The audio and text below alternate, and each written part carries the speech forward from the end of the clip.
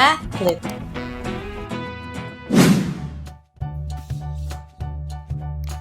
Mabuhay!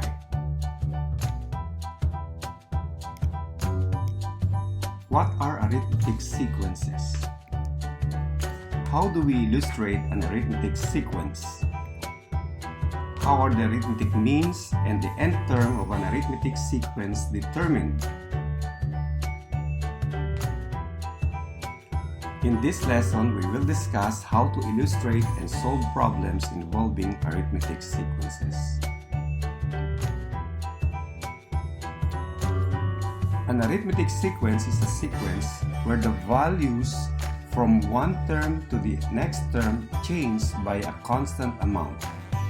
In other words, the difference between any two consecutive terms is the same.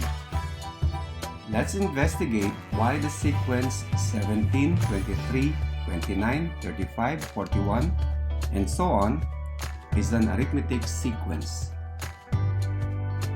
The difference between the first term 17 and the second term 23 is 23 minus 17, or 6.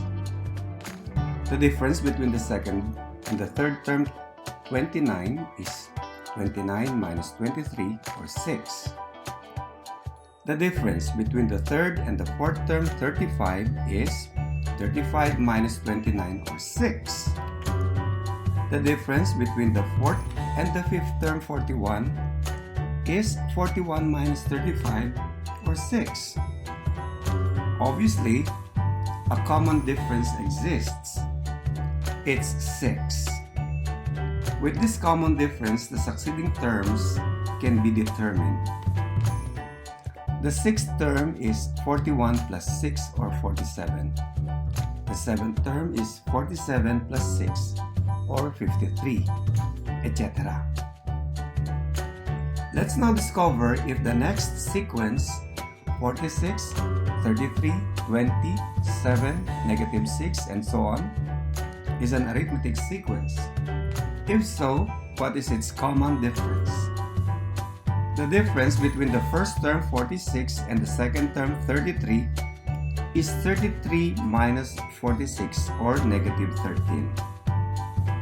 The difference between the second and the third term 20 is 20 minus 33, or 13. The difference between the third and the fourth term 7 is 7 minus 20, or negative 13.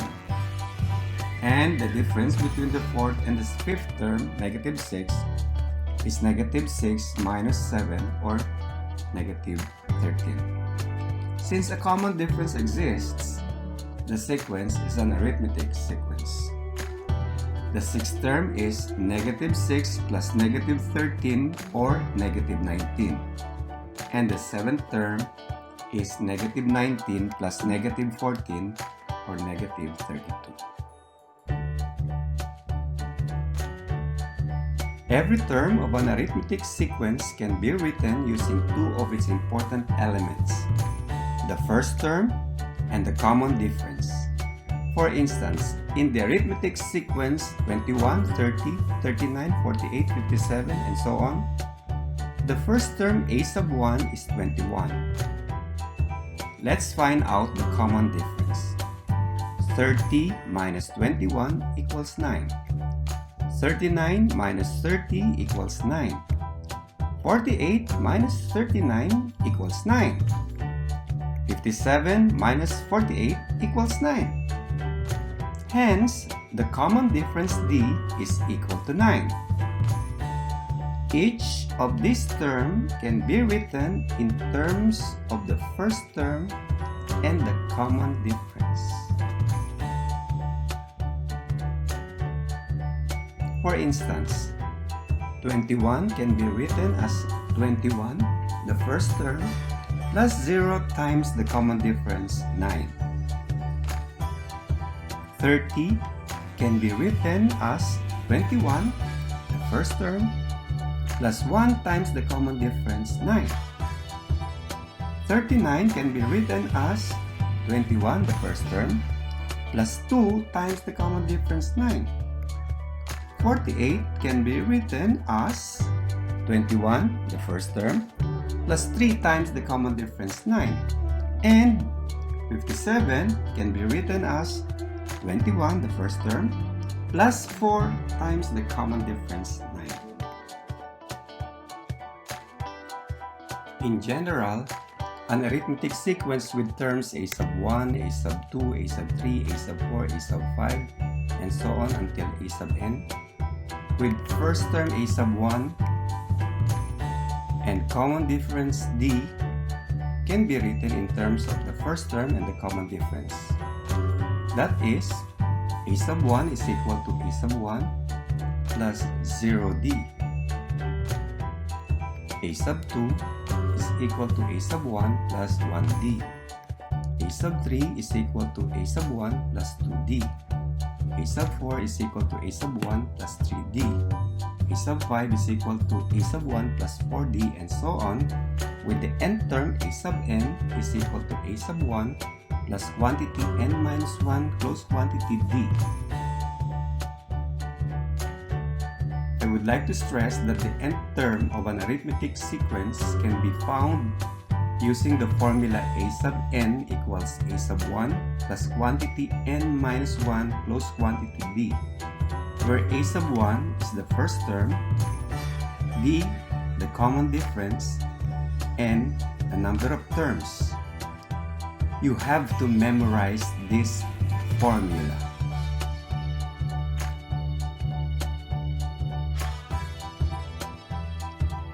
Find the 14th term of the arithmetic sequence 37, 45, 53, 61, 69, and so on. To begin with, let's identify the values of a sub 1, d, and n.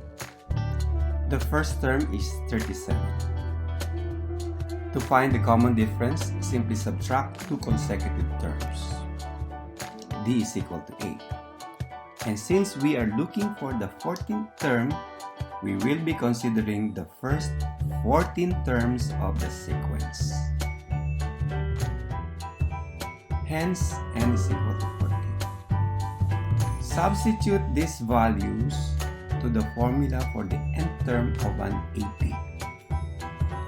This will result to the numerical expression a sub 14 is equal to 37 plus the quantity 14 minus 1 times 8.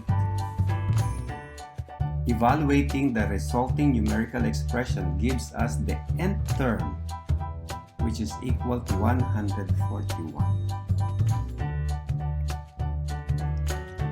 Let's solve this next problem.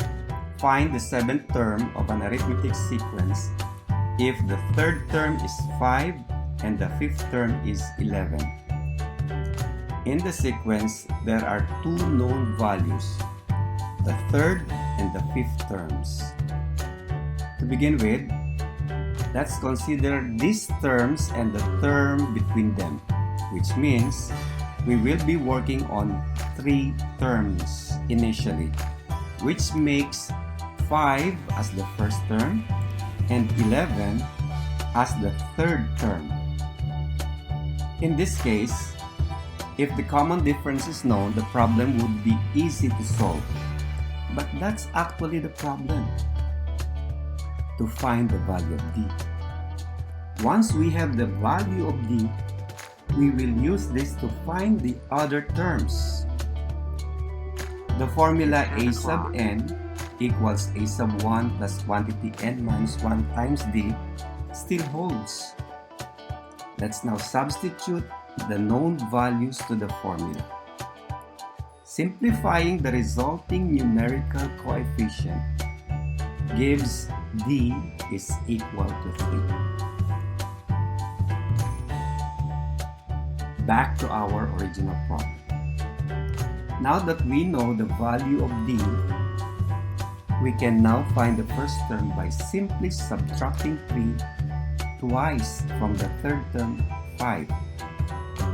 That means a sub 1 is equal to negative 1. To find the 17th term, consider 17 terms. Substitute these values to the formula a sub n is equal to a sub 1 plus quantity n minus 1 times d. Then, simplify the resulting numerical expression. Therefore, the 17th term is 47. As you master the concepts and skills in sequences, you will be able to develop your own steps in solving similar problems. The terms between any two given terms of an arithmetic sequence are called arithmetic means. For instance, in the sequence -7, -3, 1, 5, 9, there are two arithmetic means between the terms -3 and 9. These are 1 and 5. Between -7 and 9, there are three arithmetic means. These are -3, 1, and 5. In general, the arithmetic means between the first term a sub 1 and the nth term a sub n are the terms a sub 2, a sub 3, a sub 4, and so on until a sub n minus 1.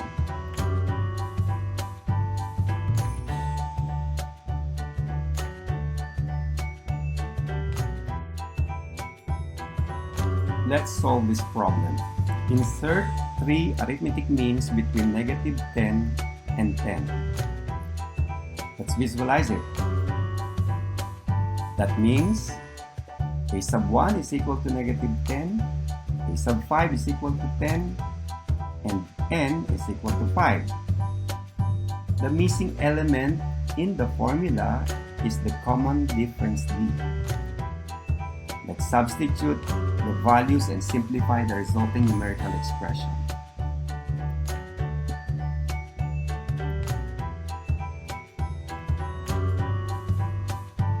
That gives us d is equal to 5.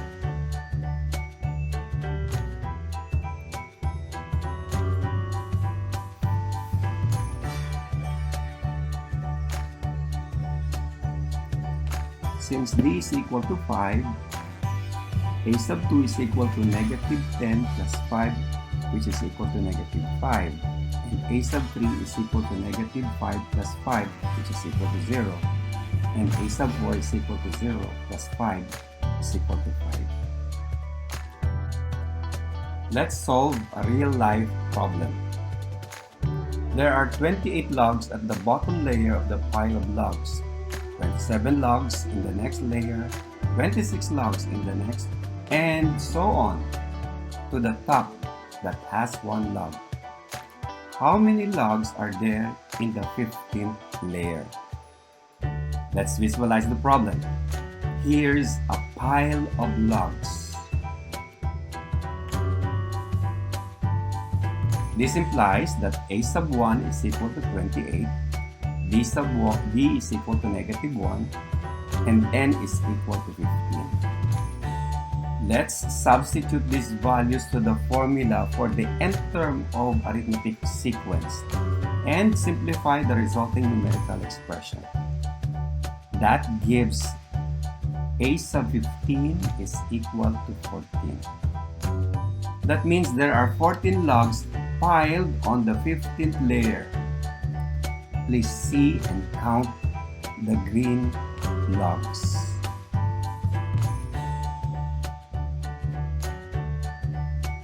Now, try this. Determine whether the sequence 32, 16, 8, 4, 2 is an arithmetic sequence or not.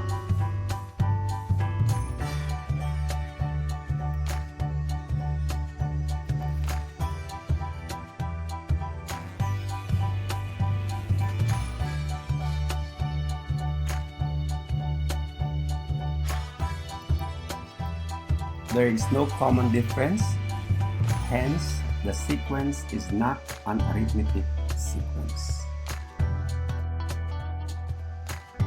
Write the next three terms of the sequence 32, 15, -2, -19, -36, and so on.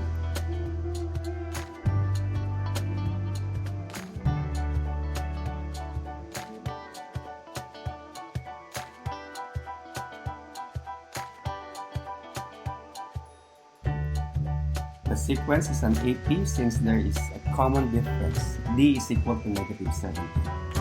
To find the 6th, 7th, and 8th terms, add negative 17 to the 5th, 6th, and 7th terms, respectively. Hence, a sub 6 is negative 53, a sub 7 is equal to negative 70, and a sub 8 is equal to negative 87. For more matitinig tips, just click MathKlik. And please, don't forget to subscribe and click the notification bell for our next video lesson. See ya!